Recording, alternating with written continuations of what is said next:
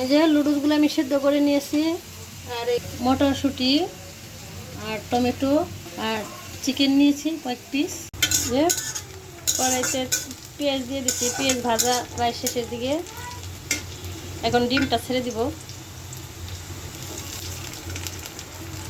ডিম ভাজি হয়ে আসছে, ডিমটাও নেব। মটরশুঁটি আর টমেটো হালকা ভেজে নেব।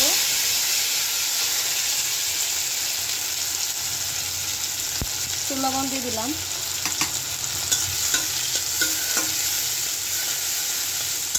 এই যে হালকা ভাজি হয়ে গেছে, এখন নামিয়ে নেব। চিকেনটা দিয়ে দেব, একটু হলুদ দিয়ে দিব আর লবণ।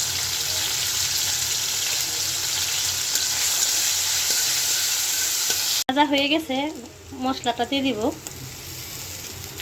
মশলা লুচটা দিয়ে দিয়েছি, এটাকে নেড়ে চেড়ে দেবো। কড়াই চলে যায় এক হাতে। যে ভেজে রাখা মটরশুঁটি, টমেটো আর ডিমটাও দিয়ে দিব।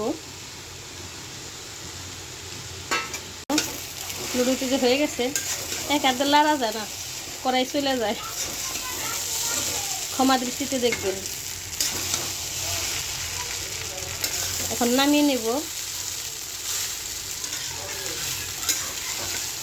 তো এই যে নামিয়ে নিয়েছি লুডুস। রান্নাটা কেমন হয়েছে বলবেন। আশা করি মনে হয় ভালোই হয়েছে। ভালো হলে লাইক কমেন্ট শেয়ার করে দিবেন আর চ্যানেলটা সাবস্ক্রাইব করে দিবেন। ধন্যবাদ সবাইকে, ভালো থাকবেন।